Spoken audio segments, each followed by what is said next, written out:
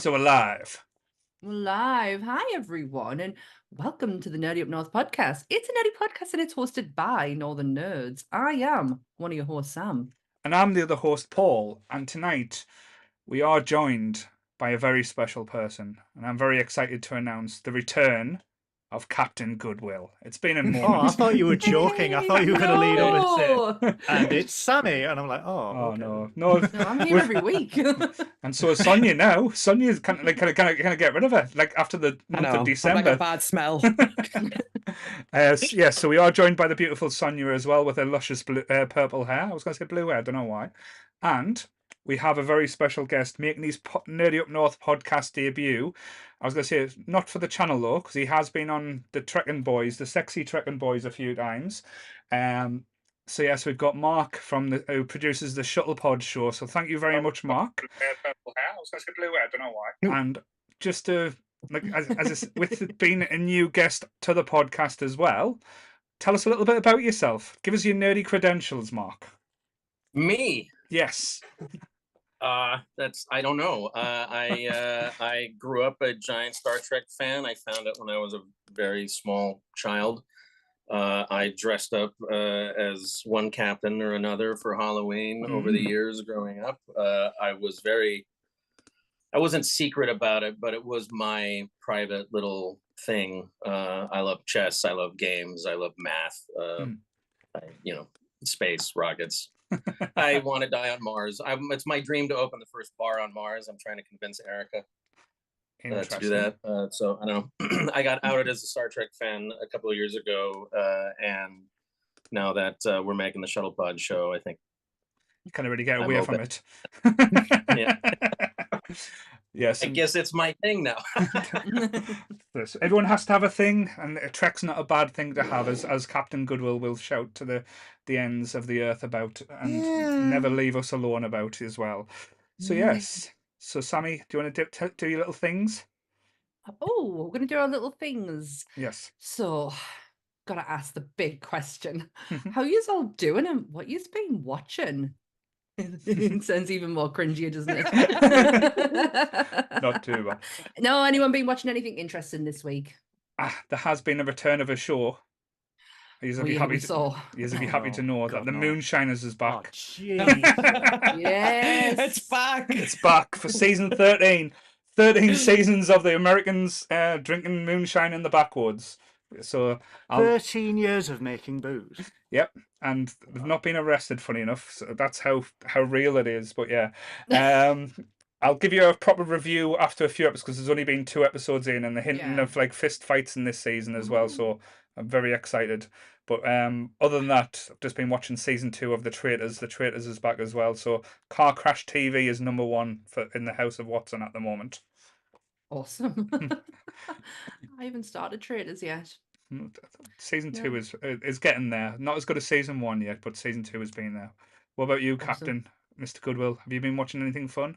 Oh, God. I have been trying to catch up on literally everything I haven't watched in the last 2.5 years. I have got all but the TV movie of Archer to finish. Because I'm a huge Archer fan, and why have we not done an episode about it yet? Just to punish you, really, I think. No, not good enough. Get it sorted. I love H. John Benjamin. I love Archer. I just one of my best animated shows of all time. Other than that, I finished One Piece finally. Right. Awesome. And I'm literally just trying to catch up on everything that you know when you think, oh, I've got a backlog and I can get it done, and then you go, there is actually there's that amount of episodes. There is decades worth of episodes to catch up on. So then I just started watching Star Trek and Mystery Science 83,000 again because So going back over the old comfort blanket, that's it. Yes. No, I've been going for walks. I've left the house. I've encountered other humans, and well done. This thing called scenery in the parks, and I've been feeding the squirrels, and pretty soon I shall be able to tame the species and command them for my own evil deeds. Right. That's been my. To be fair, though, there was an episode of Navy, Indiana, if you watched that, where the dogs, you thought they were friendly. They're all at war against us. Goodwill. The squirrels will overthrow you. I did watch it. I did watch a swan attack a child. Right. Okay. Excellent. I did nothing about it because the child will learn from this experience and gain. So Yeah. Don't when you fuck go with the swans. well, when you go up to a swan and go, take this from my hand, and they bite you, and you're just like, so, yeah. So random No. park walks with Goodwill. I think that's a new podcast we'll have to do, is getting video of them just taking these walks. It can be the new that Alice girl. Come and join Captain Goodwill as he walks through the bushes. Yes, let's see how long that series lasts, shall we? What about you, I'd Sonia? watch. Have you been watching anything interesting? Usually I'm quite bad at not watching stuff. I go through phases where I binge a lot, and then I just tend to like abstain from anything other than shit YouTube shorts. And I'm like, I need to sort my head out, my life out, and stop with this short form crap. But this past week, I have actually watched quite a lot, which is rare for me. So I watched In the Tall Grass, I think it was called, which was quite good. Oh yeah. And then I followed that up with Evil Dead Rise, which I absolutely loved. And obviously I've watched Serenity as well. And then Coxie made me start watching for the first time ever The X-Files. Oh. First time ever. First time ever. Never been. I never got into it when I was young, and I never like felt the need to go back and watch it. But Coxie was like, "You must watch it. We must watch it." So I finally got to see Gillian some Anderson. of what the fuss is about. I know, right? I think. Are you loving it? I think on Disney Plus having the remastered as well, so it's all shiny and new. Yes, it's on Disney Plus. Yeah, so I'm still on the fence. We haven't finished season 1 yet, but I don't hate it. Well, that's a good sign. Good sign. You will. Oh, Yeah. Coxie is saying in the chat you hate it. Little Toombs comes in. Toombs makes it a bit more interesting as well. Oh yeah. What about you, Sammy? You been watching anything fun? Oh, we're still on the Always Sunny train. We watched on Friday Oppenheimer, All right. which was so good, really interesting. It was the who's who of Hollywood. You jumped a scene and there was just so many stars in front of your eyes. I did really enjoy it, and I was very fixated on it because it's one of those films where I felt like if I blinked, I'd miss something, and then the whole film would just be completely ruined. It did feel like it was shot like JFK. Right. Yeah. That's the style that I kind of got from it. So like an Oliver Stone shot. That's kind of like how I got from it. Yeah, I mean, people might disagree with us, but I only watched JFK again recently, and it just was scene, dun dun dun dun. But it was so good, so interesting. We've also been watching oh god, what's the Godzilla TV show called? Monarch. Yes. So we've been watching that. Been really, really enjoying it. And that's about it. If we're just sitting in the living room chilling, it's Always Sunny is on in the background. Just keep it going. No. What about you? What about you, Mark? Have you watched anything of interest or anything other than Trek? Other than Trek, we just watched the 5 seasons of Silicon Valley in the last couple of days. Nice. I love It is- Silicon It's such a Valley. good show. It's In like the last Hollywood. week. I mean, we've been, staying home, trying to get healthy, trying to not get anyone else sick. Yeah, so, White Lotus. Oh, and we watched both seasons of White Lotus just before that, which was also I've not seen that yet. Is it? I mean, I've heard great things. it's amazing. Yeah, I wish I actually take it back and say I wish I'd watched it sooner, but I'm glad that when I finally watched it, we were able to watch 2 seasons instead of just one, and then have to wait a second. I know next week I'll probably be talking about, because I know True Detective comes back with Jodie Foster. I'm very excited for that as well. So yeah, I know a few seasons of True Detective's been after the first one. just not season 1. Yeah. Yeah. Basically. But I'm quite intrigued by this one, with it being out in the wilderness and in the and if Jodie Foster goes full Clarice Starling, I'll be very much interested in that show. But yes, so Sammy, do you want to do your world famous disclaimer then? Oh, the one that was heard on the BBC. I haven't said that for a while. You want the BBC? Did you not know? No. But have I not told you? Oh, you want the BBC, darling? It was Oh. twice. Twice, actually. Twice. So, everything discussed in today's episode is our opinions and our opinions alone. If you'd like to discuss anything from today's episode, please come and join us in the Facebook page, the comment section, or the Discord, and we can have an open discussion. But what we won't have is anyone coming for us and telling us our opinions are wrong. We can all agree to disagree in fandom. So let's keep it fun, keep it kind, and keep the toxic behaviour out of a nerdism. Very well said there. And just to say thank you to everyone in the chat as well. I know we haven't really acknowledged you at the moment just because there is so many of you. So I'll probably not keep up with you deviants tonight. So let's get Hello, on you. Oh, I recognise you. It's them. Them persons.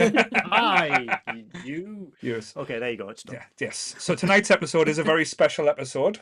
I know when we did the Firefly episode, me and Goodwill got very excited, and Sam just basically watched me and Goodwill nerd out for quite a long time. It was I fun. sang. Yes. And You I played did! guitar. You did. It was beautiful. What was I on? You were just riding the highs of Firefly, and I think it was Goodwill 1.0 as well, because you were like the early stages of finding yourself in this world. Is that what broke you, Michael? Yes, that's what unleashed this awful human being. So yeah, so when me and Sammy decided we were going to start doing reviews for movies, TV shows, just to change it up from like the normal stuff we used to do on the podcast, this was always on the top list that I wanted to kind of revisit and talk about, just because the movie is special, and I know I've got two of the biggest Trekkies on this podcast here, and I don't want to upset them, but this is probably my favorite sci-fi and crew and my favorite captain all in one together.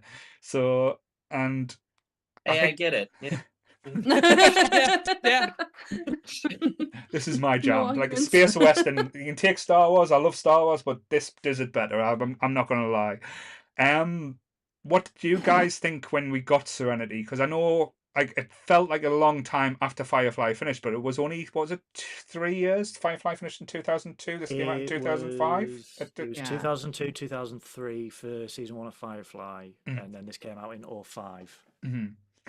Which felt a long time, but when you think about it, it's not really, because TV shows now go on hiatus for 2 years. Yeah. So If not longer for some of them. Yeah, try Game of Thrones. Nearly. What? Mhm. Try Stranger Things. Stranger Yes. Things, yeah. we're still yeah. waiting. Bloody hell. You know I love a tagline. Mm-hmm. Can I give you one of my favorite taglines from this movie? Yes. There was many, and you've used quite a few of them in the promotion of the podcast. But the one that you never used, and this is my all-time favorite: "This is one river you do not want to cross." That's so Wow. good. I love a Someone at tagline. Universal went, that's it. Mhm. That's the one. That's the one that needs Yeah. to smash this out the park. But yeah. Yeah, every other one was, it's very much what you've already used. Like, can't stop the signal, Mhm. space pirates on the run, Mhm. they're armed, she's dangerous. You will never take the sky from me. Wow. They aim to misbehave. But Yes. the river one, I was decked when I read that one. Jesus. So Sammy, you've got a little bit of a different perspective to this than us, because you I know you're a big Firefly fan. You said this was your comfort. I'm sorry, Serenity fan, just because this was your comfort movie Yeah. for a period. This How was how my, did you come across this without watching Firefly, or was it just? probably just a trailer that came up, Mhm. and at the time I used to go to the cinema like really all the time, so it's probably just a trailer that came up. Saw it in the cinema so many times. The minute it came out on DVD, had to have it, and it was me Pitch Perfect movie. Yeah. If everyone knows the story, I watched Pitch Perfect for nearly 6 months to a year every day. This was it. I used to watch this all the time, and it was so weird rewatching it today and thinking, I know what the next bit's gonna say, even though I have not seen this movie in years. Yeah. Like, I could still do the quotes, and I was like, it's just, I loved it, and I never realized at the time on first watching that it had anything to do with the TV series. That's how good of a movie it is, that it's Yeah. kind of like it's its own thing. It didn't need to rely on the TV, and lovely that it has the references for people who are Yeah. Firefly fans, but it didn't take away from my experience of not being a Firefly fan. No. Firefly, you could try and say that faster. But I think Flan, five flan. Firefly fan. Flan. But I think good what you said at the start before we went live as well. This is pretty much a self-contained story in itself, but it kind of closes a few. And I say a few things that we want, like few stories and few arcs that we wanted closure with. But it was a dilemma really, because obviously Serenity was hideously cancelled way before its time, because Fox just did not know what to do with it, and low ratings, and it was just messed about from the start. This was sort of like, hey, we're going to do right by the fans whilst also trying to bring people in. So almost immediately as a movie starts, hey, this is what happened to Earth. This is why they're here, and this is what's this, and this is this, and it's sort of it helped bring in new people, and I was that whole opening sequence, that whole first 15 minutes, where they establish the universe of the show and the crew and the ship and how wonderful it is, yet how kind of fallen apart it is, and all the dynamics. It's so well done, that first 15 minutes. I'm obsessed with it. I'm really glad that you're talking about that. It's absolute. I mean, for me, I watched it in 2005. I was a Firefly fan anyway. Firefly fan. Everyone in the chat now is saying Firefly plan. It's a we'll start something now, yes. So when it came out in 2005, this was like 2005 for me was quite desolate when it came to like stuff to watch and everything. Enterprise had finished, and there wasn't much apart from Battlestar and Firefly. So this came out, and I was like, this is amazing. And for me, for what I love, it was after we had the universe establishing backstory and River escaping, we then got the single shot all the way through of Simon and Mal walking along the ship, and I was like, this is brilliant. And they made like the transition look seamless, and I was like, it's a fantastic bit of direction, and just basically say this is how big the ship is. You can walk, because the original set was fully constructed and they can walk from one place to the other. This was just, you had this universe establishing thing, and then you had this single shot, and then they landed on the planet, and it was just so.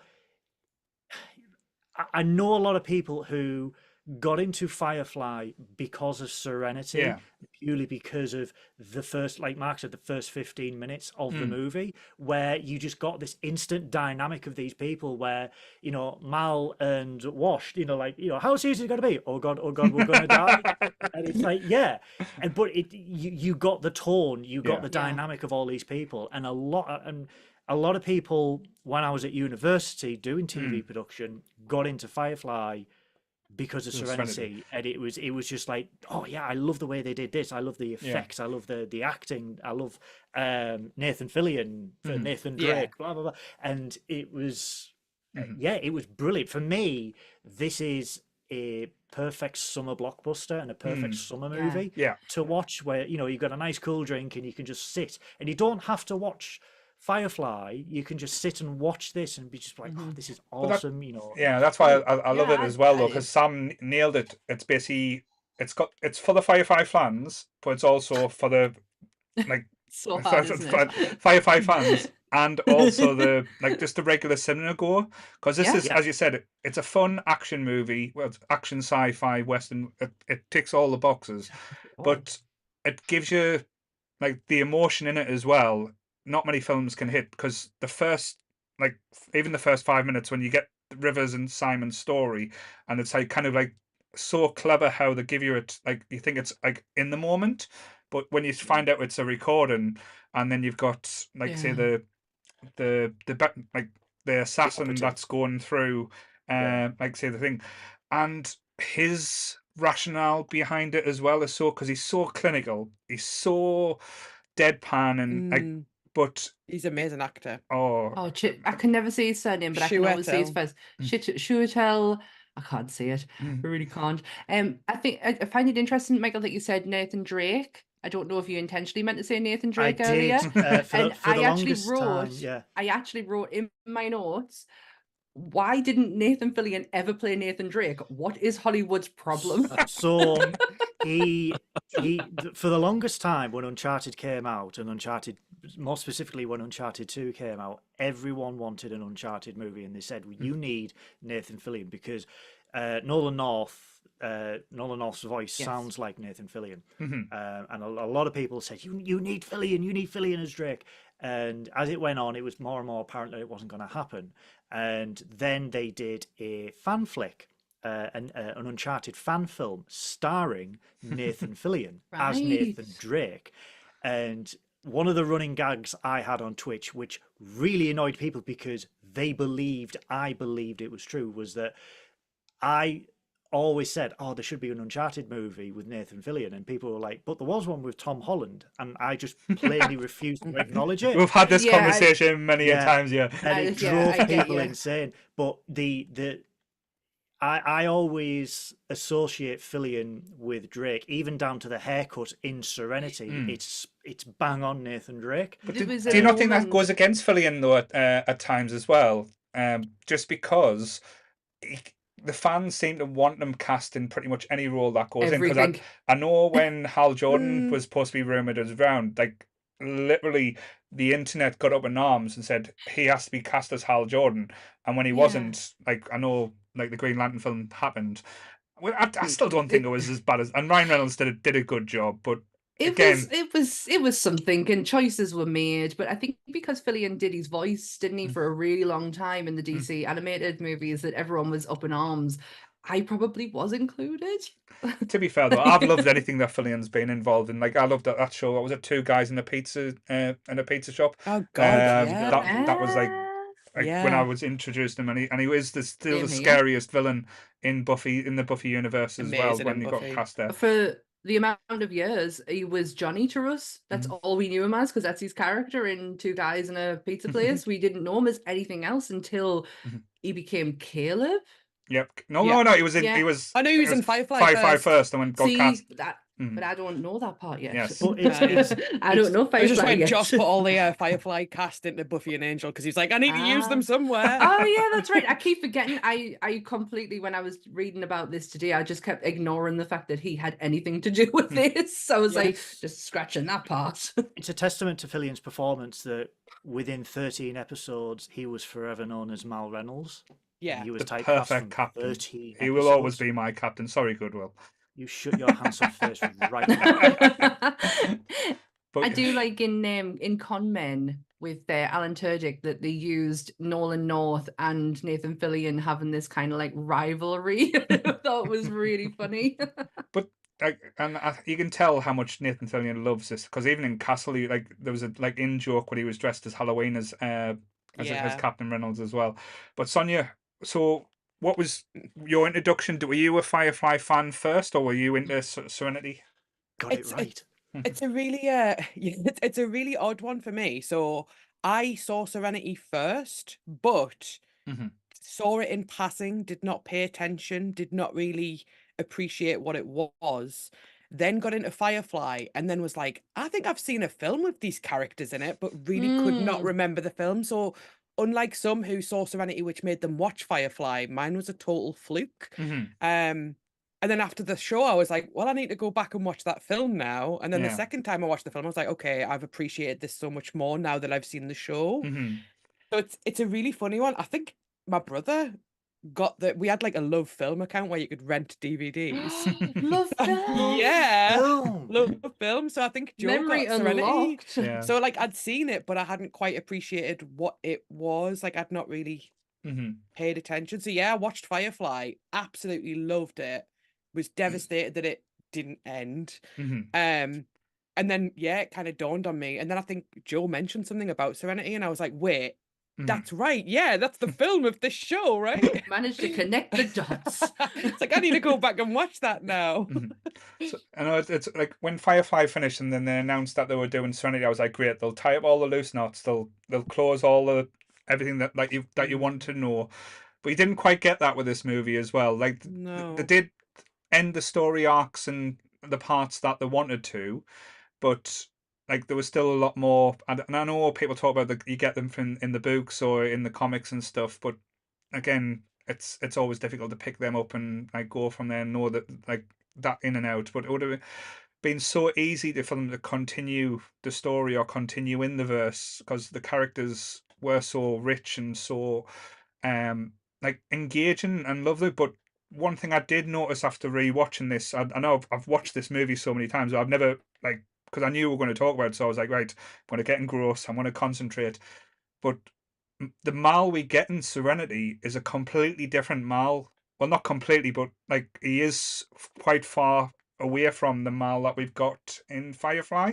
Yeah, He's almost broken a lot more than I expected, and then it's like little subtle nuances and little things that I you don't agree. realize. Because I know like when he's having the conversations with Book and talking about like the aspects, he's like got no belief. He's just basically holding on with a thread, and I didn't realize this till watching it back that how different Mal was in it, and that kind of caught me out a little bit. Do you think it's got something to do with Anara leaving? Because this is set 6 months after the events Yeah, of that's a good the point. season. Mhm. That he is struggling with the absence of Anara on the ship, so he's more solemn, he's more reflective, Mhm. and like you said, he just feels like he's hanging on by a thread. Mhm. But that side Well, I he can should have thought understand. about that before he slept with that lass. So Yeah, dick.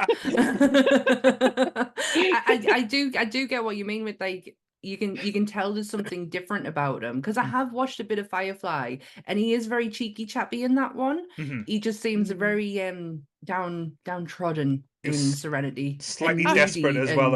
and That's the thing. It's yeah. the desperation, and I I think he. do. Sorry. No, I was going to say, I think I think he realizes what he's up against this time is like a different kettle of fish compared to what he's been up Yeah. against to before. But he still can't give up that old ways of being like it's still a war to him, and he's still fighting the battle of Serenity. He's still not like say leaving a man down, even like saying aspects like he has changed. But when that scene where when we first see River go full power mode and go just absolutely crazy in that bar scene, which is one of the best fight choreographed scenes as Mm. well. And you can It's tell that, beautiful. like, say, Summer Glau's like dancing background came into that as well because Mm. her movements and flow during that Yeah, was she's just amazing. absolutely That's beautiful to I watch. did not Do know you she was a dancer. That's really Ballet funny. dancer, Yeah, wasn't she? ballet. ballet In my dancer? notes, She's in an I episode of wrote, Angel as a ballet dancer. Yeah, she right? she broke a toe and it ended her career. So she went into acting. Did you know the second fight towards the end that she Mm-hmm. does? The cameraman is also a dancer. Right? They choreograph the Oh, whole sequence. Yeah, Oh, Mhm. okay. That is That's so so cool. cool. Because I actually wrote in my notes, is she actually dancing or fighting at this point? I can't quite tell Mhm. because she beautiful. was a fluent motion is amazing. And by the way, it is a hard feat to keep a strappy dress up like she did in them fight moves. Girl preach. That's hard. I really How appreciate the many fact that fight she. scenes have you been in, Sammy, where your strappy dress has fallen Hey, down? I She's don't need to be from in a. Sunderland. Come on. I don't need to be in a fight scene. I just need to actually move around and the bugger falls down. But yes. I do think, though, going back to what you were saying about Mal, I think there's an element of it being a film as well, because in Mm. the show we progressively see him soften some, Hmm. and you get these odd moments where someone wrongs him and he reminds you, like, look, I'm not to be messed with, Hmm. but he's still someone who cares and has heart, and that's Yeah. him at his core. But the film has to kind of put him back at the beginning of that in terms Yeah. of, look at this hard man who doesn't care, and as the film progresses, oh no, wait, he does care. So Yeah. it almost has to reverse a lot of his development throughout Firefly. And Mm. that's for the newer fans, I think. No, good point. Good point. I know one of my favorite. I know it's not part of Serenity, but my favorite, one of the best moments with Mal is in front of the engine, where he's telling the story, and he's like, "Ah, don't worry, I'm going to hunt you down." So he boots him into the engine. It shows you how ruthless he is, and Yeah. how like just like you think he's a nice guy. Nice guys don't do this, but no, he's out for survival, and he's out for him and his crew, or him and his, as he would put it. But yeah, you kind of forget that about him because he has got that kind of charm. He's kind of got the goodwill charm where he'll win you over no matter what, even though he's a nutter arsehole in real life. No, he's yeah. Well, not. I mean, he does kind of ruthlessly. He kills a number of people Mhm. without batting an eye. Yeah. Yeah. In, Me or in the movie, Mal. not just the show, obviously, but like, and it's shocking in the movie. Mm. But you're right. You don't really. It's not. It doesn't seem cold-hearted because he's so charismatic and charming, and we're Mm. so we've been on his journey and know what his struggle is and why you know we want to believe that he's a good person wrapped up in his struggle, right? No, definitely. The overall like, because the way I'd put this movie as well, it's probably River's movie. It's her story and getting to the point of what had happened to her and how she was like trying to mend herself as well by getting the thoughts or getting the memories out of her head by going to Miranda as well. And I loved how they tied up the Reavers. I don't know if that was the plan all the way for the show, and if there was always going to go that way, because they were always like going to be the bogeyman or the bad thing in the background that they talked about, but you never really saw, and it was quite jarring to see them in person as well, because it wasn't quite what I was expecting, but it was more violent as well, which I think they had balls to go with. Yeah, the makeup was absolutely unreal. Like that was terrifying. That's almost horror-ish, the way that the makeup was done. Okay. I didn't mean. No, you're okay. I'm finished. I'm finished. I feel like, Michael, I don't know if it was you, but I was just having this conversation recently about the Reavers specifically and how in the show they were literally the boogeyman, right? You never really saw them. They were kind of in the background as this, thing. And then in the movie, you see him finally, and it's like, every time you see the monster, it's disappointing because in your mind, it's like some specter, some potential alien ghost universe sort of thing that we can't even comprehend. But then in the movie, it's like just zombies, people who have succumbed to some sort of genetic manipulation and cut their faces open, and they're basically Fallout raiders in space. And which is awesome. It's just as a fan of Firefly and the specter or the boogeyman edge of the universe in my mind was something so different. It's I don't know. I was always a little disappointed by that. It's it's still amazing. I totally understand that though. I think with the TV series though, the Reavers were very much in the background all the time. Like I sort of compare it to Mass Effect, where the Reapers were in the background for most of the games, but there were enemies in the foreground that you needed to deal with. And in the series, we had the men in suits, where we saw them in one episode with the blue gloves. The blue gloves, yeah. The as I call them, the NHS care workers of the 26th century, where they walk in and everyone just starts bleeding from their eyes, which is not far from the truth. And it's that was sort of, they were the big bad, and throughout the series, the big bad of Firefly was the alliance. It was Parliament, it was the central government. They were the big bad because we are on the side of the browncoats. The browncoats, of course, lost, and it's about a soldier's story of it's a soldier's journey finding a way in this new life. They lost, they have to get over it, they have to deal with it, and that was the big bad. The Reavers are always in the background. Yes, we got stories here and there, but then this was sort of like, okay, you want to see the Reavers, we will show you the Reavers, and then we will also show you how they were created. And I think the way that they were created as well was more monstrous than the actual Reavers.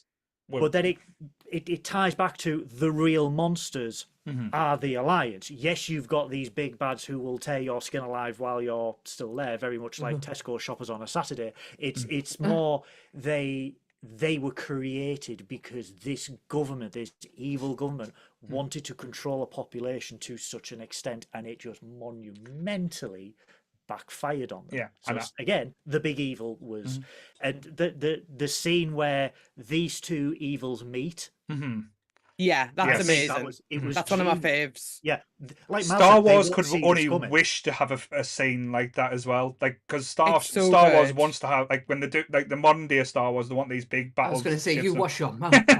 But when you see the face come together, like that, it's amazing. Just moment, because you kind of think it's going to happen, but when it does, it beats your expectation in that element.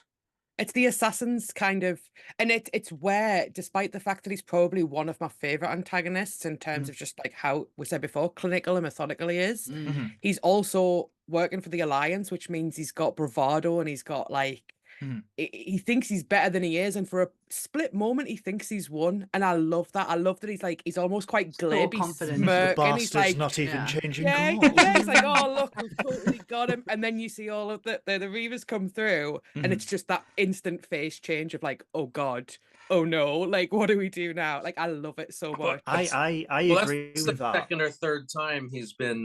That's the second or third time that he's thought he's Yeah, been in control of the situation and been proven wrong by Mal. Yeah.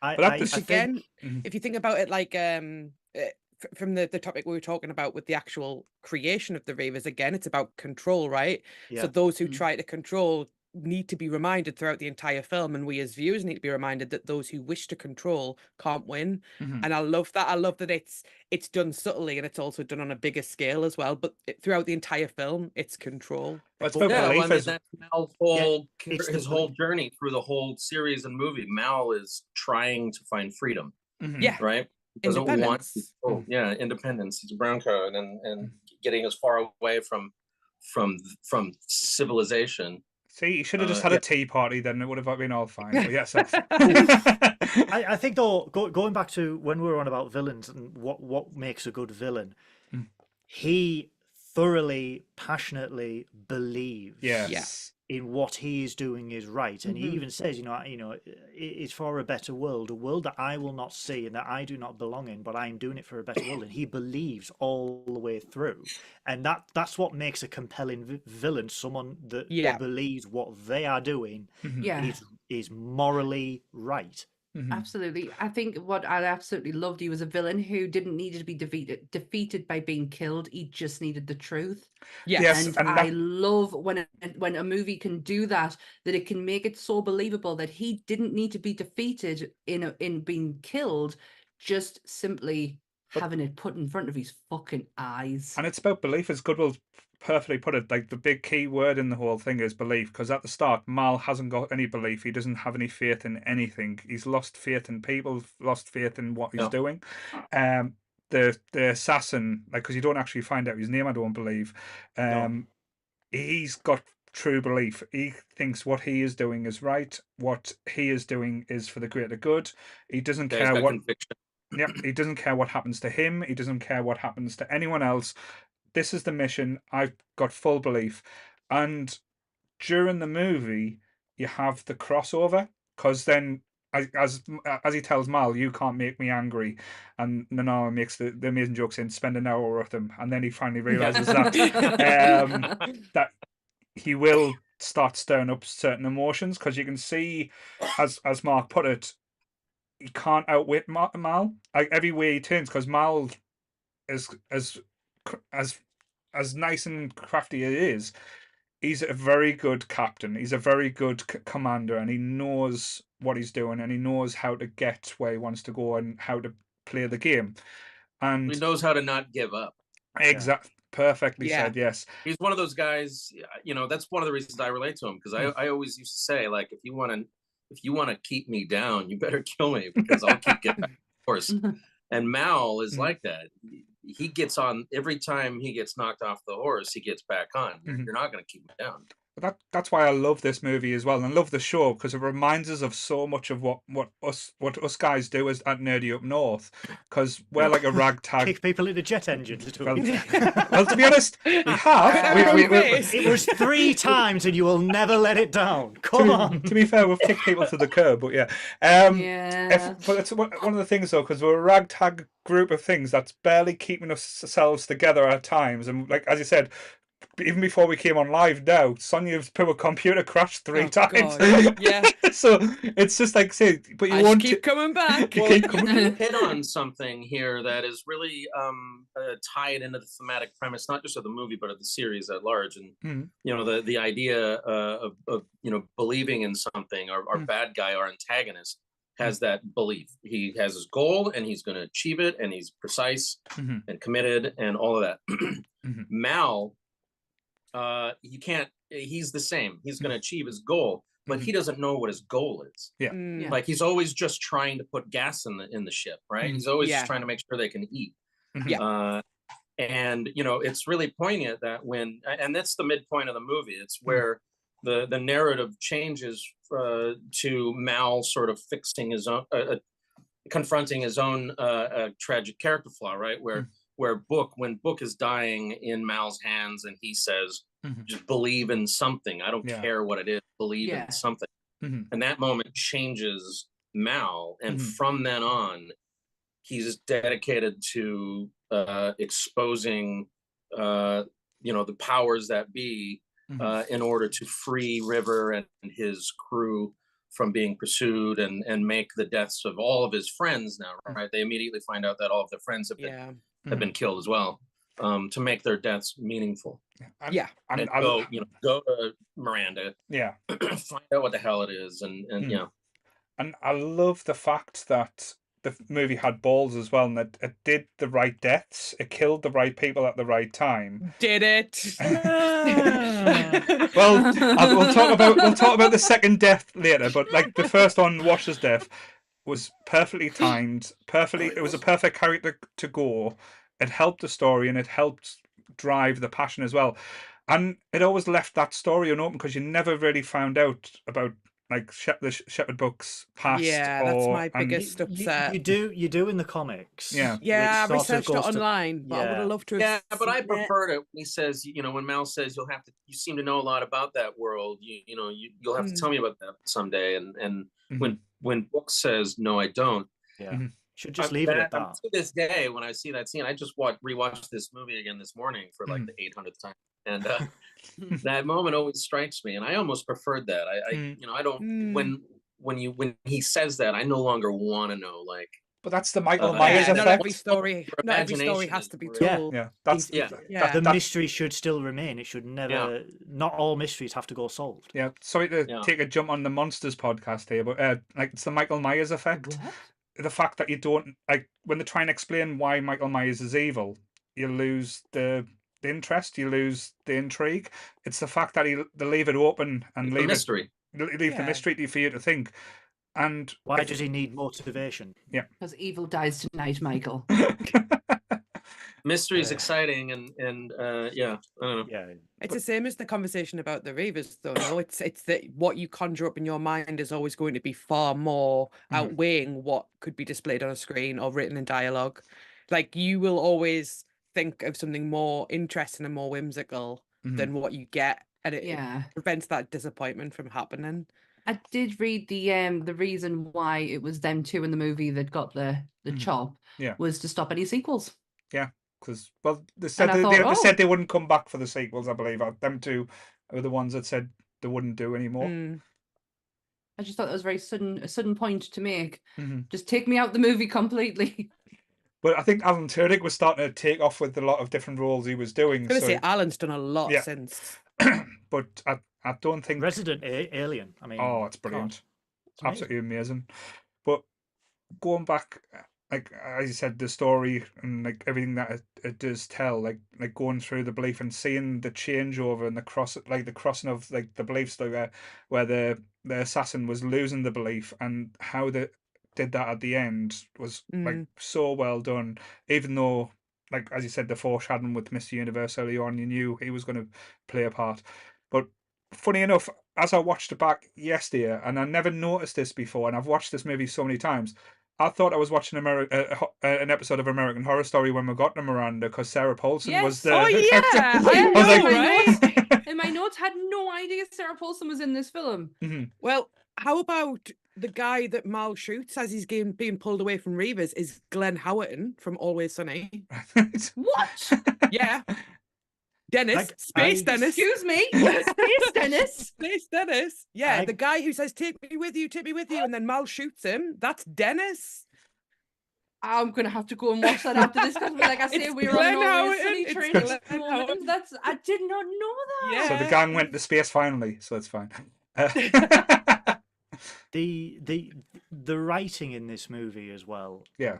Very much like the show. It's absolutely top notch. It's those one-liners, those unforgettable one-liners all the way through. Even some of them don't even need words. Where when they're going into the vault, what's your authorization password? Just sprays bullets, and it's just like, okay. Thank you. But then there's like the one scene I absolutely love. It's when the tension is building on Serenity between Mal and Jane. Yes. And it's getting worse yeah. and worse and worse. And he goes, do you want to run the ship? He goes, yes, I do. Yeah. Well, you can't. Can't. It's a brilliant moment because you never think of heroes having that, like, oh shit, oh, He called us on that bullshit. Oh shit. And it's stuff, but that was evident all the way through the series. Like when Mal was tortured with Wash, and then Zoe comes and goes, "Leave it. This is something the captain needs to do." And he's like, "No, I don't." Oh shit! Okay, bam, bam. And it's like the brilliant little one-liners all the way through. Like, "Oh God, we're gonna die." I'm a leaf on the wind and stuff like that. All these one-liners for a 20-year-old movie, people still remember all the way. The Fruity Oaty Bar commercial that we were on about before we went live on air. Yeah. That's the thing. Sonia's not just pointing to her chest, just pointing that out there as well. Yeah, no, this is a full Firefly t-shirt. Fortified. I'm a leaf on the wind. I had to look up because I was like, is that like kind of a quote or something? And it is a homage to Carl McLaughlin's I will bend like a reed in the wind from Dune. All right. So that just made that line, because Dune, I love Dune. Just made that line just so much more special. Because I was like, is that like a quote from something? Is it something that was from Firefly? So I had to go and have a look, and no, it is a homage to Dune. And like Wash's death as well. We might as well talk about it now. Why do you like people in Hawaiian shirts dying? I'm just asking this question. Asking for a friend. Just asking for a friend. So I know, so I can never see you face to face ever. It's fine. We'll just not get you to pilot the ship. It's fine, Goodwill. It's okay. You can just say make it so, or have your own little sin. It's fine. But I'd like the ship to go now, please. Yes. But that was so unexpected as well. Like, it hit you more for Zoe's reaction. I think it's one of the few movies where I've been in a cinema and there has been an audible gasp when it happened, because it was such, like, I am a leaf on the wind. Look at that, and that was it. And the entire cinema just went, "Oh Jesus!" And just no one expected it. It was brutal as well. Yeah, there was no really like brutal. But it was at a time where there was no heartfelt goodbyes. There was no goodbye, blah blah blah. It was just like, he's dead. We have Move to on. go, and that's it. And then it's a few minutes later for Kaylee to go, "Where's Wash?" Yeah, but I think that's what I absolutely love about Zoe, and I feel like Zoe's not spoken about enough, is that she was with Mal the whole time. We're talking about Mal's character. Zoe is just a strong and independent character, and I think there's part of me, like, I watched this back again, and again have seen it about 800 times, but I watched this back again today, and I was like struck by the psychological response to Zoe after the fact. That part of you feels like, God, she's acting so irrational, not irrationally, but she's acting so like dangerously, like she's going to get herself killed because of this grief. But actually, no, like that's how her and Mal have always operated, that they've fought to their last breath no matter what. And I think that she gets herself sliced in the back, but she's also trying to do what's right and protect everybody. She gets patched up by Gillette shaving foam. Absolutely. Fine. There's one line that actually, Wash's death is horrific, and you don't have a chance to actually grieve until the very end. But there's one line that really always gets us with Zoe. Like, it always makes us like, my nose like start to tingle, and like I'm ready to burst into tears. Is when he says, "Are we good?" And she just goes, "It's for the job." Yeah. And I'm like, okay, Zoe. But I love the moments of emotion you get with Zoe as well, because when Goodwill's mentioned about that moment on the ship with Jane and Mal when it was getting heated and heated, and Jane loses his shit and starts bringing up the war, and then starts saying, "Oh, how many people did you leave on the battlefield then, Mal?" And Zoe's reaction, because it's not Mal. Mal just looks straight through him. Mal's stare could kill any fucker. But Zoe's reaction is like, Zoe, would you like to leave the room now? And it's just like, the shot into focus as well was a nice little touch, I thought, because it was just like, everyone expected Mal to deliver the rebuttal, but it was actually Zoe who didn't deliver. She just ended it. Yeah. And it was just, this conversation is over. You just want to leave. I do like how Zoe is so comfortable to question her captain. The Mm. conversation that they have about the fact that he left that person behind and what Well, they they could have do. dropped the booty. Yeah. Yeah, and I love how she knows the answer. Mhm. She knows what he's going to say and what the outcome is, but she's still comfortable enough to question it. And I thought that was, I think that's a lovely characteristic, like to their relationship. Because I think But it probably also- Mal a it- year ago would have done, because Yeah. they would have left the Yes, booty in the and would have- show, I yeah. was going to say that the But it's episode of that Firefly, desperation. because Jane did that same thing, didn't he? Where he ended up becoming a hero because he dropped the booty, but actually he dropped the guy Heroes first. Camden, and then they called Jane. The guitar's in the other room. You're all sick. That's Oh no. But I do think that again, this is a stark contrast to the Alliance, because you can tell during the war anyone who questioned the Alliance would have been shot dead. Mhm. You know, the doctor who lets Simon and River go gets killed despite being staff. So the fact that Mal can be questioned and yes, might be annoyed, but isn't going to kill his partner for that questioning proves again that they are independent thinkers. They aren't being controlled, and it's I think a homage to their relationship as well, because there are moments in the show and the film where you can tell she's a bit scared of his reactions, but Mhm. I don't think she doesn't trust him as a person. no. Mhm. And Absolutely. other characters as well probably didn't get as big as showing as they did in the show. I think Kaylee takes a back seat during this movie. Even though I absolutely adore her in the show, she is one of my favorite Yeah. characters in the show. But She did get that great line though in the bar. Ain't nothing Yes, twixt I'm my actually- nethers and really. Yeah. Oh God, I can't Oh, know. God.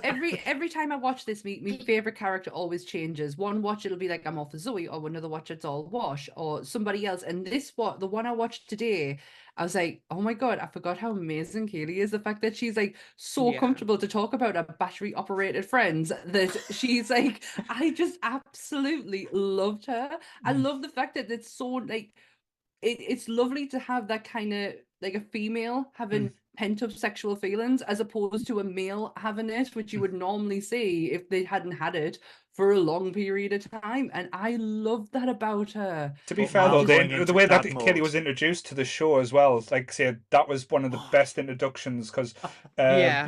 you weren't expecting it as well, because she's like this nice little farm girl, but she's basically shagging the engineer at the time and realizing he was shit, and just basically pointing out all the things that was in, saying, oh, while he was bending us over, I noticed that thing up there was bent out of shape. Just so hilarious, but like When she's you got had me on my back earlier. yes, That's what that she that was the said. line. Sorry, not verbatim, Look at but me yes. as It's so crass as good. that, you I know. love Right at Kaylee. I love the bit towards the end as well when Simon like finally like says yes Oh, I am interested, and God. she's like, you mean like sex? And it's like, screw this, I want to live. He wanna is oh my God, he is such a wet blanket. I I didn't know. realize how much I just did not like him at all. I wrote in my notes, love River. What the fuck is wrong with our brother? Oh, Simon. Yeah, Simon Simon. plays the straight man, though. You've got to have a straight man. He's nicer Yeah, in the but show, I don't know. think. What's that, man? I think he waffles a lot. He does play the Mm. straight, but not really. He, and I guess people have dynamics and they have their own emotions, and we all have our moments. But he, kind of like wanders around emotionally, and punching Mal. What the fuck does he think is going to happen? When you punch it? Exactly. That's not going to help him protect his sister. No. I just No, it's the opposite. Yeah. I'm just gonna Yeah. boot you out and you Yeah. can fend for yourselves. I don't know maybe if they were I'm- just trying to make him a nice, additionally someone who can stand up to Mal and make him, Mhm. more of a man, or whatever. But he's in the movie. You talk about characters who seem a little different from the movie to the show. Had changed, and I guess there's a lot that could have happened between the show and the movie that could justify that. Mhm. Yeah. He seemed to, even in terms of like he was one of the characters that in terms of dress where in the pilot he's dressed up to the nines, he's got the expensive suit and the sunglasses, and then all the way through, and then in Serenity it's just a jumper and long hair, and he just seems The to be shaggy just- hair. yeah, and he just seems to have evolved throughout that journey to a point where I don't think season 1, episode 1, Simon would have decked Mal Mhm. as he did in Serenity. It was a little bit out of character, but there was that. I sort of got it where the Reavers were after, and the Reavers were literally on the deck Mhm. with him, so that frustration would get there. But yeah, it felt a little bit out of place. I did love Rivers. You know, are you all right? I swallowed a bug. Yeah.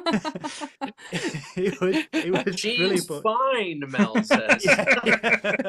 Not hurt at all. Or the bit where they're just leaving, and he's just like, seriously, if anything happens, I may get choked up. There may be some tears. And he just- Yeah. I think one of my favorite moments between the two of them is when he's trying to, like, you know, heal her wounds. He's like mopping her brow, and he asks her about Miranda, and he's like, am I talking to Miranda right now? And she just gives him that look. She like raises her eyebrow like the stink eye, like, what? And he's like, okay, no. Okay. But I love those looks. yeah, it's they had a great dynamic, but yeah, in this it was sort of the straw that broke the camel's back, and then they're just off. Yeah.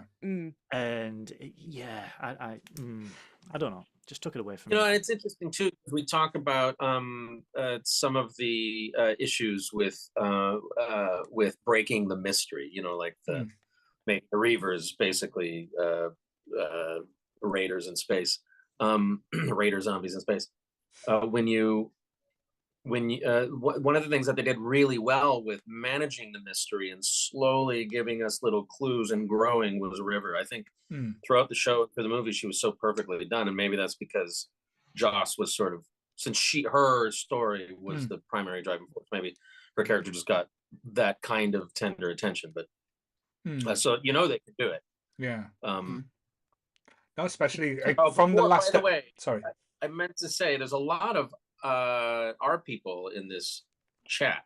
And I wanted to say hi to all of them. Hi to people. Acknowledge them, please, Mark. And we've got Faith in our Howell in the chat here. She started a Firefly watch group on our Discord. Oh, amazing! So, yeah, I've missed a couple because I've been sick, but we've been watching episodes of Star Trek of Firefly because of her. And Greg, who's also in the chat here, reminded me that our conversation, I mentioned something Michael and I had maybe been talking about earlier. He mentioned that it happened during our Firefly watches. So for anyone here who wants to watch Firefly and you're on our Discord, you should check it out. It's fun. Oh, cool! That's awesome. I probably am due a rewatch of Firefly. It normally happens every so often. It's just so much lost potential as well, because what we could have had. I know, as I said, we got Serenity, which tidied up a lot of the things, or as I said, the answers. But one thing I would probably say about the movie, because there's a lot of things where you think, oh, did it need that, or is it going too far?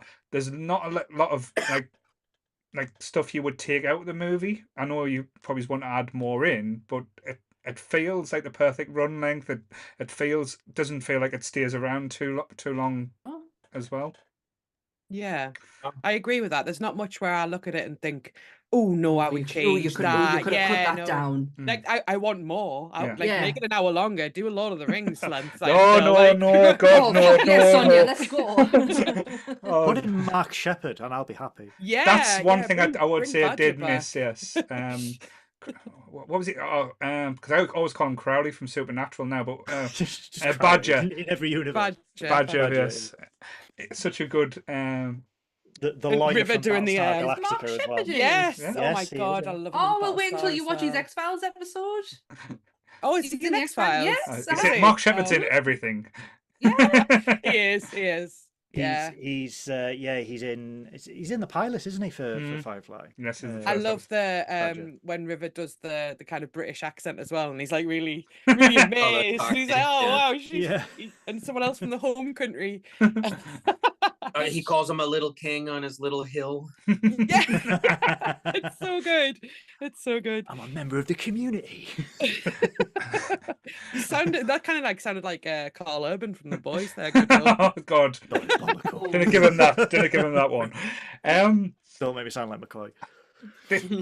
What I do actually love about the movie as well, with all great sci-fi shows, it does love a good monologue and a good long speech. And I think when Firefly kicks off and we get when Mal's like rousing the troops and the crew to do what's right when he's got his mission, and also that speech in the middle, like say, it it's it hits the right notes at the right time, and it's just all done The perfectly. one where he's got his gun out on Book's planet. Book has just died, and he shoots the Alliance pilot in the middle of the speech. Is that the one you're talking about? No, the one where they find out about Miranda and on the ship, and like at the end it was saying, "Oh, I aim to misbehave."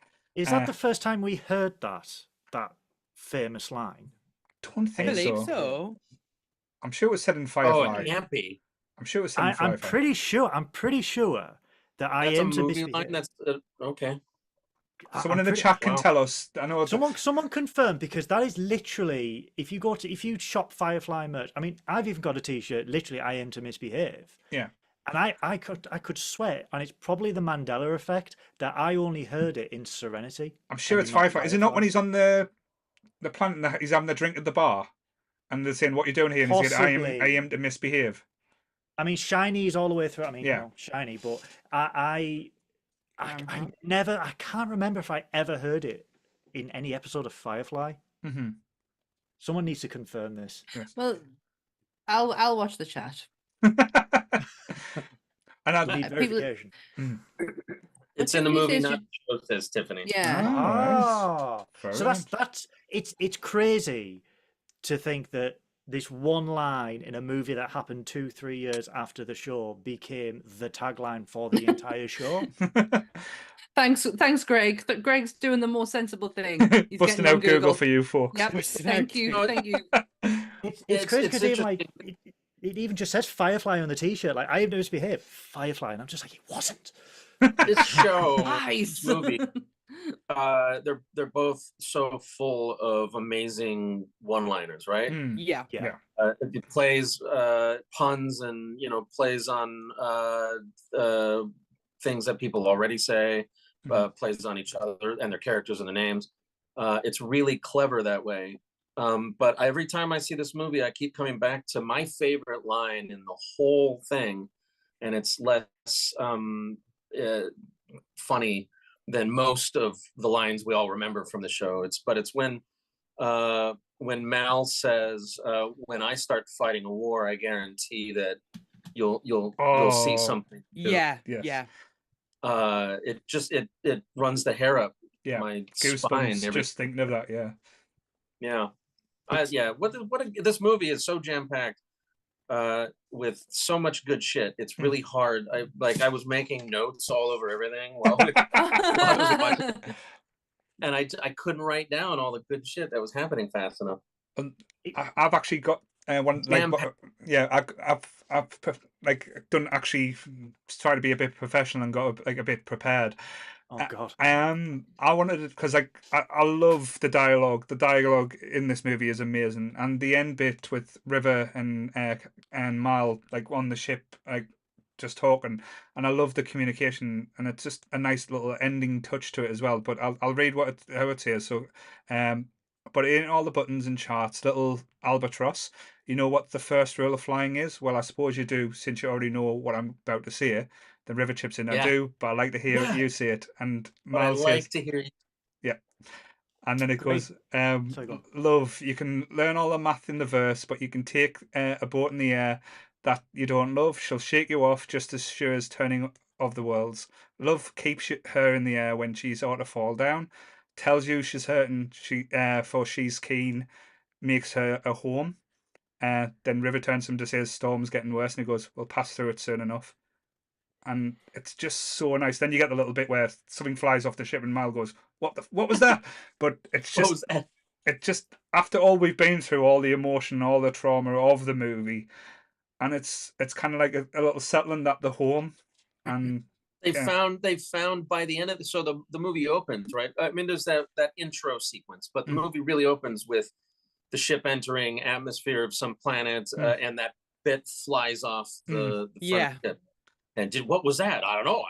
Did that thing just fly off my goddamn ship? Right? And they're out of money. They're gonna crash. They're about to go do a crime. The ship is falling apart.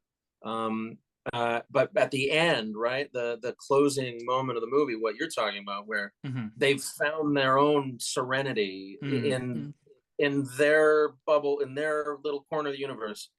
Having gone through this experience together, they've found serenity, and the ship is still talking to them, but like they've learned a lot, and I love this movie. It's narratively constructed so perfectly. I do love the use of the like something that's not spoken about a lot because it's kind of like it's almost like a gimmick, but for me it's not a gimmick. It's the use of Chinese in the films, and I feel sorry. So in the show, it's a lot of a bigger deal. In the film, it's not really like explained, but I absolutely love it. I love that it's used in like times of like emotion or anger. Like it's always fascinated me, and I do think the use of language is fascinating as well, because we're in a futuristic society, right? Like, and kind of like with Star Trek, we're in the future. So what does that mean? Is it utopia? Is everything equal? Are we peaceful? And I love the concept that I think one of the makers and one of the because I watched all the behind the scenes as well when I was like watching the Firefly years ago, and basically the reasons they give that is saying the two superpowers in the world took over, like China and America, then basically took over the world, and they kind of combined the culture. So that's why like the language and stuff, and like the imagery and stuff was all like intertwined. So that was it's the beta canon was that obviously Earth was becoming sustainable for human life with everything going on. So the two biggest superpowers, the United States and China, worked together to essentially, everyone left Earth because that was it. So the two dominant languages in human society were is it Mandarin or Cantonese? And English. So then it ended up where, very much like Europe, where languages just over a period of 500 years just blended in together, because even the flag for the alliance is a mix of the United States and China on the boxes and everything like that. So it's sort of like a combination of red and a mashup of the hammer and sickle and everything like that. So the language they were said, it was like it's natural to go from English to Chinese all the way through the conversation, and they do it. It's not really. It's sort of more fleshed out in the series, like Sonia said, but then it's just in Serenity. It's just like because when you think about this is what they would do, and it's I love shows that do this, like The Expanse does it, where it's just like, well, these languages, and people will develop accents when they're in space because it's going to evolve, and this is like. This is humanity, 500 years. We are not united. We've worked together, but we don't have to like it. And then these new factions have done this. And then obviously the Outer Rim, shall we call it? Star Wars. And they're just like, they've took English, but then they've took the drawl of frontier America, where, me and mine have to lay down so y'all can live in a better world. And then in times of rage, like when Mal gets socked by Simon and he just goes full Chinese, or goram instead of goddamn, to get around American we can't say goddamn on TV. Oh, goram. Okay. The it's funerals... like frack in Battlestar. Yes. How do we swear without swearing? Frack. The funeral service is all Chinese as well, if you noticed. Zoe's outfit is white, is the traditional color of Chinese funeral attire. So she wears this beautiful white dress. She looks gorgeous as well, doesn't she? Yes. Kaylee is wearing a traditional Chinese dress as well. The stone for the funeral pyres, they are traditional Chinese too, so it's all embedded in that whole funeral service. Well, it wouldn't be me if I wasn't talking about death. It makes sense. What Goodwill's saying makes total sense, because like if you think about, I know like I'm going to be very sort of specific to us, so sorry, Mark, but in the northeast of England, we're very like steeped in like Viking history, and a lot of the words we use as slang, are actually words from when we had our Viking cousins here. So things like we say, there's a phrase here for when it's really windy, which is blana huli, and the word huli actually means wind in Norwegian, right? So like we use words and colloquialisms that are embedded in the culture we have in our history. And I love the concept that in space it would be no different. You would have different areas, different planets that would have their own I love that, and I love that it's not ignored. I think language is so important in stuff like this. But it's the same as religion, because you've got Christianity, you've got Buddhism. I mean, even in the film when he goes to an arrow and he's just like, "Dear Buddha, I would like a model rocket." And Dear Buddha, I would like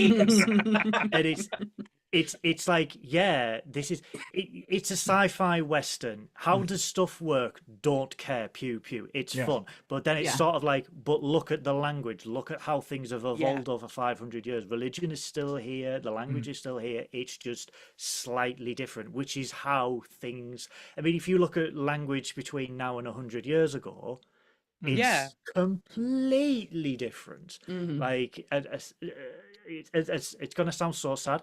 It's so weird, but the Titanic inquiry, the entire transcript of the investigation is online, and you read it, and the language from 1912, although it's English, it's so ye olde.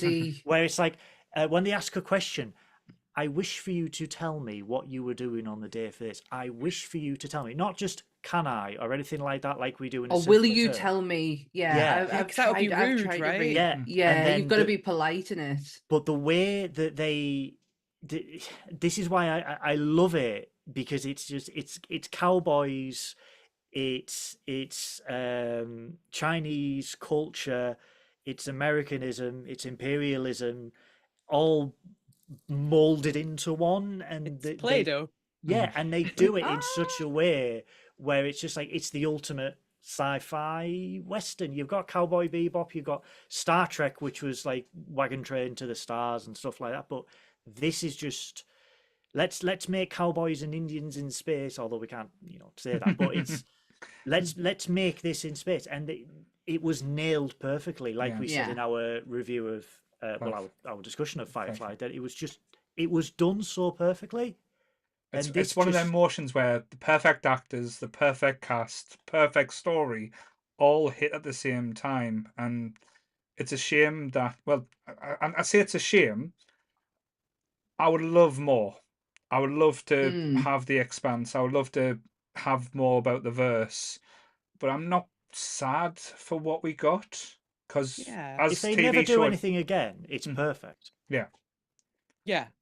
Are you happy with how it ended? Are you happy as Firefly fans? Are you happy that was your that's your conclusion? That's it. Yeah, because not all stories need to have everything wrapped up in a nice, neat little bow. Like life's not wrapped up in a nice little bow. And part of it is that the way it was shortened, and the fact that it didn't get to spend 10 years exploring the universe meant that so much of it is still a mystery, and it, there's a silver lining about things happening, getting canceled, and if you can figure out how to wrap it out right, which I think Firefly and Serenity did, you can keep everyone wanting more. It's Michael saying perfect. If we never saw any more Firefly, it's still perfect. But I know, like talking to Michael before, he did mention that you knew people that worked on the set of Firefly. Is that right there, Mark? Or was it? Or worked on Firefly, if I remember. Yeah, I knew people who worked on Firefly, and I worked on Battlestar. And, oh my god! I've been around for. I have so many questions. 25 years. So I tell the story kind of regularly. The reason the first job I got offered out of college was offered to me at the Sundance Film Festival by Carrie McCluggage, who was the chairman of Paramount Television, had been for whatever, ever. And when I realized who he was, I was like, oh, shit. I told my drunk 21-year-old friends that, like, we were getting in the car and driving straight back to LA through the winter storm from Utah to LA. And I started at Paramount on Monday. And the reason I took that job without knowing anything about it, knowing that I would be a it's like, I'll wash your car if it means I get to work at because I wanted to, my dream was to work for or on Star Trek, Yeah. So which sadly perhaps. It still might. It still might. Never say There's never. always time. On Star Trek now. it's yeah. The experience of being at Paramount was almost spiritual. Mm. Touching that's the right. gates. When you were in LA, you did a Yeah, tour. but like, I'm ready for my close up, Mr. DeVille. When you touch the gates, when you have to go in, but just, I think. I love it because I was looking at little factoids about Serenity and stuff, and I remember one where there was an issue when Firefly was cancelled. The blueprints for the set of Serenity and all the sets and everything was destroyed, so they have to rebuild it. They couldn't find the blueprints, but Nathan Fillion, who was so excited about being on Firefly and having this series, he took photos, but he took photos of everything from the sets to the blueprints of how they constructed the sets. And Fillion literally saved Universal's ass because he was like, I don't have the blueprints, I have the photos of the blueprints, which they took and then used to rebuild. Wow. Oh, that's amazing. Because he was just to rebuild the slightly larger Serenity. Yeah, he was a shutterbug, so he had it because he was like, oh, don't worry about that. And then the running joke throughout Serenity, if you look at the containers on the ship, it's like do not destroy. There's little tags that say "do not destroy" in every box, and that's like a little joke because like an inside joke. Because the set was destroyed in 2003, so everything just says "do not destroy" on it because of that. One question You must have read the same things, Michael, because I read that too. One of the things I wanted to ask as well, because we've in sci-fi as well, like say in movies or TV shows, we have an array of ships and going from the beautiful to the absurd. Where do you think like Serenity, the Firefly class, it's stays? my favorite up there? I think it's top. I think it's number one. Like it is literally. I love everything it embodies. I love that it is a bug. It's a firefly. I love that it doesn't have weapons. I love that it floats as well as it flies. I love that it's not a ship. I love that it's always referred to as a boat. I just love everything about it. And I love that Mal loves it. It's not a piece of machinery. It is a living organism. It carries them. It's just, their home, their companion. Yeah. Mm-hmm. I have two Fords, so I know about failures and things breaking down and parts falling off mid drive. It's not a ship. It's an extension of the family. It's another star of the show, and it's like Mal says at the end. The speech that you gave there, Paul, what he says at the end, and it's like very much like what McCoy says at the start of The Next Generation. You treat her like a lady, she always brings you home. It's that it doesn't have to be beautiful. It doesn't have to be expensive or a big or anything like that. It's what it makes you feel, and we have that in the episode of Firefly when he goes. I was just about to say about that one. Yeah. We get that bait and switch, and then he goes, "Oh, what about that one?" And we see something in the distance, but he's actually talking about Serenity. Yeah, and it's that love at first sight. Yeah, it doesn't. It doesn't have to be a pretty ship. I would love a Serenity model. There was going to be one made last year before the company went bust, but I would just love one because it's just such a unique design. But it's not even the aesthetics, it's the stories that it brought, and it's the crew that it brought together. And a ship, like I said, if a ship can do that and bring so much memories and joy, then it's worth its weight in gold. Oh, it's making me all emotional. I know, Michael, every time every time you come on here, you always say something that makes me want to cry. But that's you succeeded once. It's very much it is very much like that. It's like people who like me who own old cars. It's like it could be the ugliest thing in the world, but it's something that is special to you. It's something that you love, and this heap of junk, like they say in the episode. Oh, this heap of junk. One man's junk is another man's treasure. And Mm. look It's at it. it's It's like the all Millennium Falcon as well, though. That has the same type of appeal. Because let's be came honest, in that thing. the Falcon's not the most attractive looking ship when you come to it. But it's I think, as you said, it's the personality that comes with it, the personality of the crew. Do you not And think it's in a way like, and I'm kind of going back to something Mark said earlier on, but I feel like it's an embodiment of Mal in that it's fallen apart, but it won't stop flying. It And it's won't stop round. getting back up, you know? Oh. And it gets Like, it's that's so such a good good. way of looking at it. Like the ship does represent him. It's broken, it's fallen to pieces, it's holding on by a thread, like you said earlier. And at the end, it gets rebuilt, just like he does within himself. Mm. He kind of rebuilds himself a little bit. So, oh my God, I never really thought about that before. Sonia. No, And look, still Agree with falls apart Sonia. right at the end. Hey. I love it. I love it though when people do get excited about the ships as well. Because I remember watching Picard, and when Trekking was just starting out, and Oh God. so many moons ago, and Goodwill, like say, getting so excited when they brought back the original Generations, like like that episode where you saw the cried like a little child, and when we talked about it the other week, you know, what was your greatest moment in 2023 in Trek? And it was just Hangar 12. The music, the CGI, the carpets, the fact that they were on the bridge, not a bridge, the bridge, and it was just it. You know, people say, "Oh, it's not a pretty ship" or anything like that, but it's what again, it's what memories you have. It's Yeah. what it embodies. For me and for a lot of people, Mm. that was your Gateway Trek. childhood. Yeah, it was Gateway Yeah. Trek. It was It the was my childhood. gateway. Yeah. So to see after, God, it was Generations was 94. So 30 years to see this flying on TV again, and it made a lot of people But that cry. And that's why we do this shit as well, though. That let's be honest, that's where Nerdy Up North was born, and again, Well, it's the pure emotion of it as well. That's what I love hearing them stories. That's for me makes everything better. Yeah. what you're talking on kind of touches on something that Connor has been trying to articulate over the last year.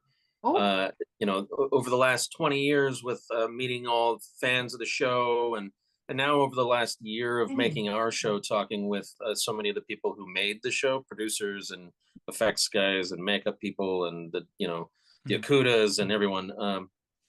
He has been kind of saying that it seems to him that the ship is the star of the show, and the cast for each show are just, it's their turn to take care of the ship. Yeah.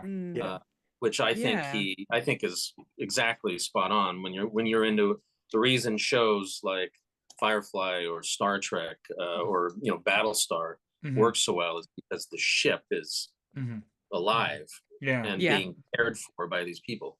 It was even and vice versa. It was even in the contract for the Next Generation, like when they first signed up for the Next Generation, that the Enterprise is another star of the show. It is one of the stars of the show. So they're like, yes, you've got Patrick Stewart, Frakes, LeVar Burton. This is also a star of the show. So the Enterprise is one of them. And it was the same with Firefly. It's the same with the Galactica. I mean, look all the way through Galactica. Again, towards the end, no one is taking one fracking bolt out of this fracking Battlestar. It was all but broken, falling apart, very much like most of our bodies, but it was still going. And they don't have to be the prettiest things in the world. But no, not at all. They are people's homes. They are people's dreams, and they bring you home. And they treat them, you treat them right, and they will always bring you home. But it's unless it's the Galactica and you get put in the airlock. Did I laugh at that joke? No, it's all right. A baby died. It's fine. But it's what they represent. Yeah. And it's even for people who don't get people like me, why they love ships. And I love ships for their aesthetics, but I also love them for what they represent, what memories they bring. And God damn it, when my house is finished renovating, there are just going to be ships everywhere. So, the house that the house the ship nearly destroyed. All the contents insurance are just going. But it's what they represent. It's their memories. And you know, I look now at the wall of bankruptcy, and you know, I look at the Orville and I go, the Orville. It's Seth MacFarlane. It's their passion. It's Star Trek, but not Star Trek. The Rocinante from The Expanse. It's what happens when sci-fi goes fully accurate. The Enterprise E, we don't talk about what happened. The Bird of Prey, the X-Wing, Starfighter, you know, Red Fox standing by. Oh, Jesse's saying the Millennium Falcon. Yeah, and it's Don't those. you dare, Paul. I knew what he's going to do. This one. Please don't put it Oh, back. there it is. Please don't say you came in that thing. That was at arm's length. Oh. It gets me He was just nervous when waiting he for goes someone to say it. when he goes to reach out for something in his toy collection. It gets me really nervous because I can just see it all. It's all just gonna clatter. Sorry, I was talking the other day to a customer at work, and Chucky fell off and attacked us, so that was a bit entertaining. Chucky attacked you. Yeah. Jet. I do think though, like, and it's such an odd thing Little for me Goodwill. to. Oh, little Michael.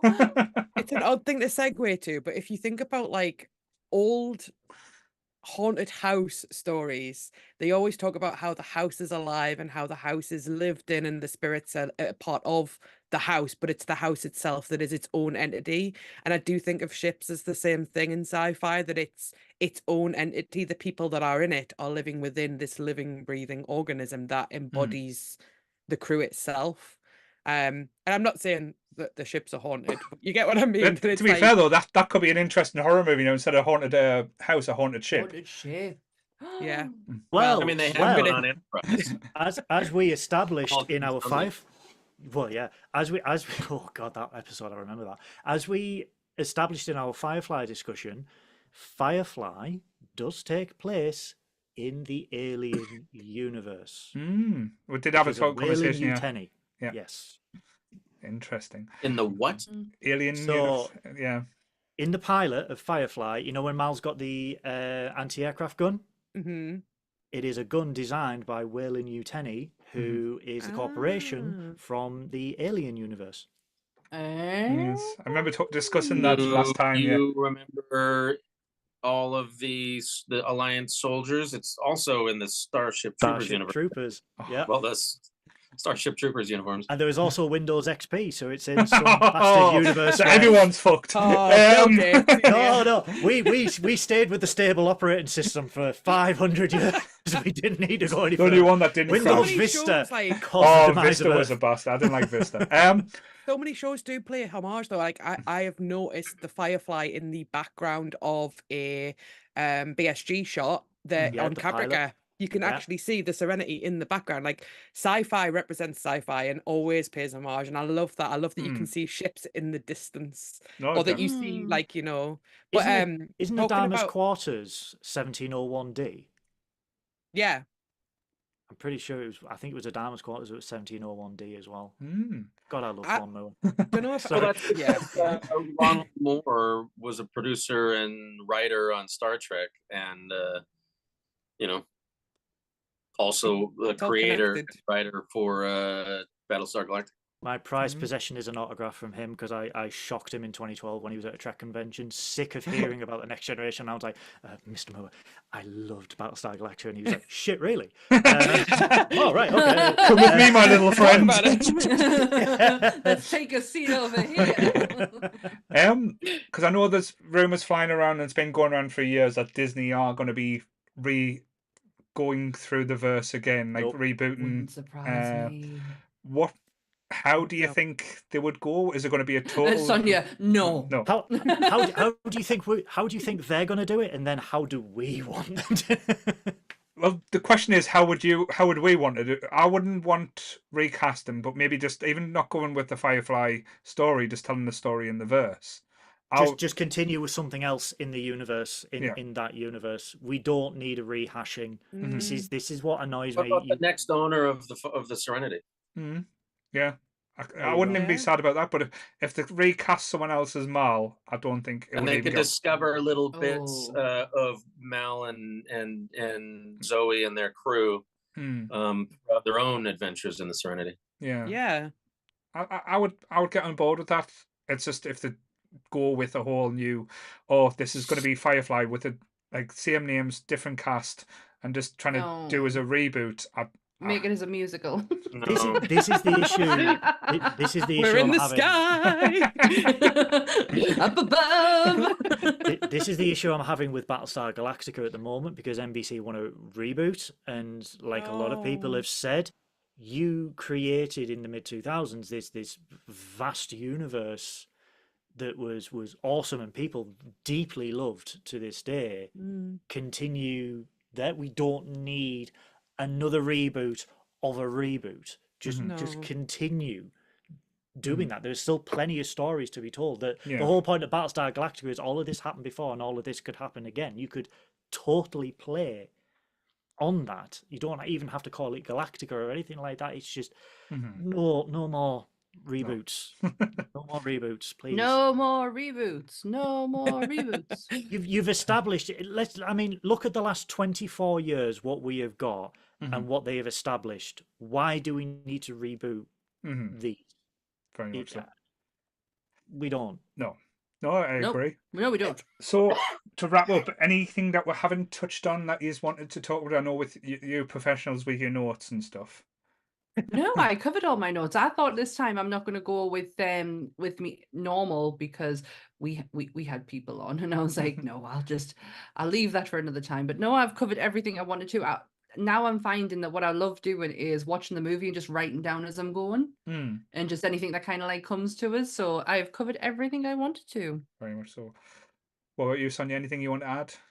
I just absolutely love the theory, and people can disagree with it if they want. I appreciate it. It's a wacky theory, but I do love the theory that all of Joss Whedon's work is interconnected and that River is a Slayer. Right. And that the reason she's so good at fighting is because she is a Slayer.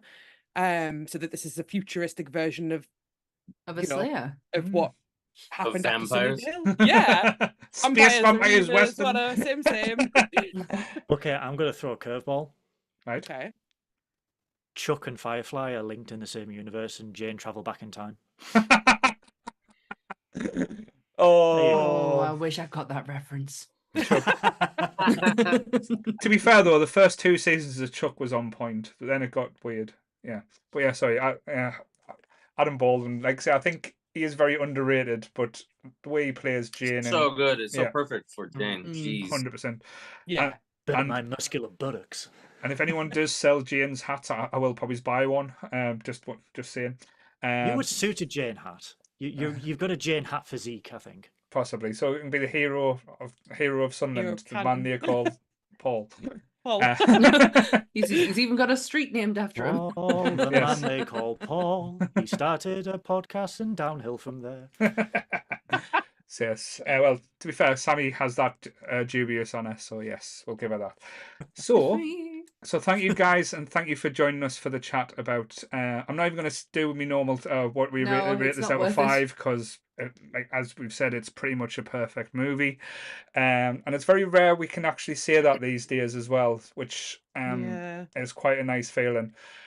So, like I say, that's the Nerdy Up North podcast for this evening. So tomorrow, don't forget to tune in at 7 o'clock for Sammy and Dan as they are talking about the Blob on Monsters Up North.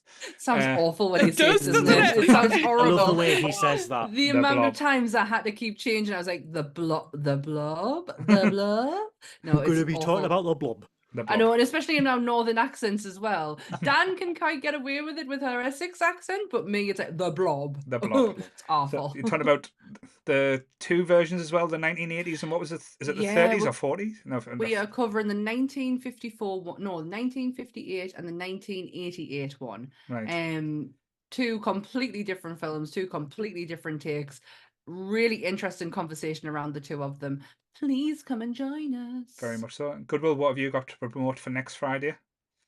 I am so excited for this. After trudging through a season 3 episode of the original series, which had us both up in arms about being There was problematic. tones, shall we say, tones. There was tones. Basically, Kirk in a kebab shop. That's basically what it is. Get off us, we're fighting over a woman. Who thought that was good? We are finally talking about a Deep Space Nine episode called Bar Association. We get excellent. we get the greatest Starfleet officer who ever lived, Miles Edward O'Brien, who's a Union man. We get Ferengis. We get sexual tension. Ferengis. We get sexual tension between Worf and Jadzia, but we do get a lot of Quark's Bar and Grill. So make sure. Where are we? There we go. Quark's Bar and Grill. We are reviewing that live this upcoming Friday, 7:30 p.m. UK time. I will be extremely tired because I am coming back from Scotland that day. Oh, So it's going to be fun, but I am so looking forward to it because I either wanted an Enterprise episode so I can make people cry with my sob story about my love of Enterprise, or a Deep Space Nine episode, and we finally got Deep Space Nine because Is tight a British word for drunk? As what? You said it's going to be tight on Friday because you're coming back from Scotland. It's going to be tight time-wise because I have to Oh. drive. Yeah. Is it? Well, yeah. I mean, you could have. It could have he's been coming from both Scotland, things. so he will be drunk. So So- yeah, I'll be on the run from Scotland. On the but, Buckfast. we will be live come hell or high water. Me and Sir Noise's deep passion for Deep Space Nine is well known in the Nerdy Up North community. My favourite Star Trek series apart from Enterprise. Be there because we are going to get so passionate and possibly maybe a little bit drunk because it is a Friday. and you are it's a drunk going to start cast. doing a movie review as well, aren't you, Goodwill, soon? Yes, we are Oh, doing. that'll be fun. We are doing. You're coming on one of the movies. Please do not resist. We are starting at the end of every month. We are going to be reviewing a Star Trek movie, starting with the motion picture, who Graeme has already reviewed and sent me many notes, including spandex, sideburns, and 70s colour schemes. And I'm like, oh dear boy. And then we are going, every month will be a different Star Trek movie. So Wrath of Khan next month, Search for Spock, Voyage Home, Final Frontier. So Greatest frontier. the greatest frontier. So we will be having special guests. Mark, if you'd like to come on for a Star Trek movie, Yeah, I'd choose love one, and you will be booked in. All of them. All of them. The lot.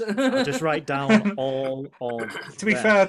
fair, Dan made that mistake on Monsters, and now she's a co-host. So be careful what you wish for. He never left. And I'm also looking at branching out from Star Trek as well and reviewing other sci-fi franchises that I love as well. But that is something down the line, and that will be starting with Battlestar Galactica because my it's, God. Oh, it You've is been something- threatening that for too long. Yeah, it is that's- something So that excited. it needs to be discussed, and now that I have this thing called time to do things, it's something I'm looking at doing. So big things for 2024, and I am so do I have also to do going... another logo for that one?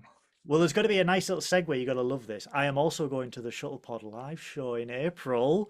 Do you want to talk about this, Mark? We have a live event in April, Friday, Saturday, Sunday, the 12th, 13th, 14th, in beautiful Burbank, California. Oh. It's going to be a lot of fun. You should do a convention in Sunderland in the northeast. That would be It doesn't have a different. difference. Very Won't take long. different. yes. And is there anything you want to promote, Mark? I know, as you said, you've came on and you produced an amazing show, the Shuttlepod show as well. I know there's a lot of people in the chat that do watch it, but if people who haven't seen it, tell them a little bit about it. The Shuttlepod show is a Star Trek talk show. It has been hosted by Connor Chenier and Dominic Keating and Erica LaRose. We're about to launch our third season. Wow. We have long form conversations about the people who have worked on Star Trek, about their lives and careers and their time on Star Trek and what they're doing now and how Star Trek has affected their lives. And it's really a lot of fun. Cool. Very It's nice. good. We're on the YouTube. Mm-hmm. There's an audio version of our show that goes out on, everywhere, Apple Podcasts, Spotify, all that stuff. Cool. But it's the YouTube show is what we focus on. Very And nice. we've got a live event coming up in April, as Michael was talking about, and we're going to be at the San Francisco Creation Trek event in February, March, something like that. I And think it's then February, March, yeah. STLV, we've got big plans for STLV this year. We are giving away a bunch of tickets for the Long Island Trek Long Island. There's a lot of stuff going on this year. Very exciting, very exciting. And Sonia, They anything you want to also- promote? Yep. I'm so uninteresting after Mark. Just like, Yeah. like I just yeah. come on Twitch. I'm lame. Look at your hair. You are getting a lot of compliments in the chat about your hair. Oh, thank you. Thanks. Yeah, I stream on Twitch every Friday. I play really dumb indie horror games. It's a program called Sips and Spooks where I have a little drink and I play a little horror game and I say stupid things. And she has become a staple of the Nerdy Up North podcast now. Yeah. She's And no they can't longer get rid of me here. She's no longer You a don't guest want to get anymore. rid of you. She is a member of the team now. So yes. Another person that drinks Yes. on the team. That's what we. Another one part of the crew. Yes. Cheers. Yes. So yes, we'll be back next week where me and Sammy, I think we're joined by possibly Donna and Graeme, where we are reviewing Spirited Away. We are It's gonna be taking our so first different. I can't wait first to watch that. voyage into Studio Ghibli, a film Yeah. that me and Sam both haven't watched before. Oh, So, really? I mean, yes. that's not a shock from my end, but definitely from Oh, I'm his. so excited to see this. Yes. I'm really looking forward to it. Something like my husband is a huge anime fan, so it's like anime is not lost on us. It's just something I've never It's kind so of. different though. It's so Yeah. it's you're gonna love it. I know. I I'm can't really wait. looking forward to it. Yeah, The and- way they animate food just makes you so Yeah. hungry Yeah. when you watch. Oh well, Nothing. duly noted. I will eat beforehand. And I think the week after we're going back to one of the best TV shows that now has a decent ending. The first season, well, the first time it ended, it didn't end well. We're going to be reviewing Dexter. Oh, yes. Yes. How fun. So, I did forget to mention we are launching a quiz show, like a Oh. 70s themed quiz show designed for Star Trek fans to participate in. I'm going to be the host, and all of you, Mhm. anyone in the chat or anyone who's a member, or, fan of our show or whatever.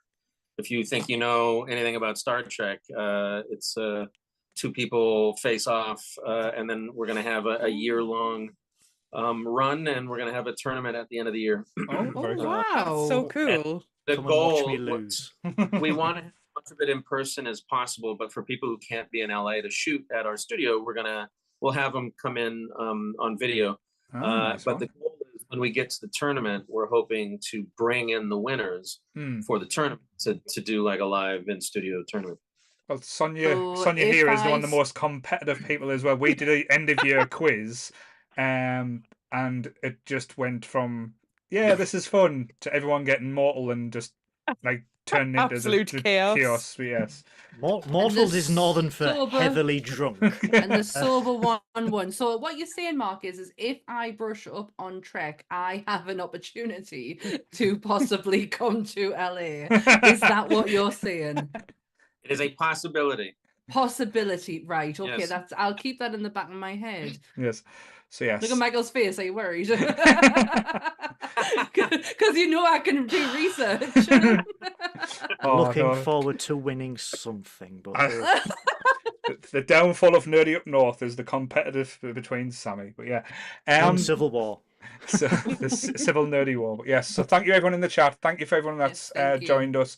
Thank you. I hope you've all liked the video. Please subscribe to the channel as well. We do have so much content, and I believe Jake and Goodwill, I forgot to mention, not Jake and Graeme will be tomorrow night as well after Monsters, where It's they'll gonna be be talking so about good. Warhammer, which I have Yes. zero knowledge about. And I am so looking forward to it. Please remember as well, all audio for every podcast that's done through Nerdy Up North is up on a Tuesday from anywhere you can get your podcast from. Yes.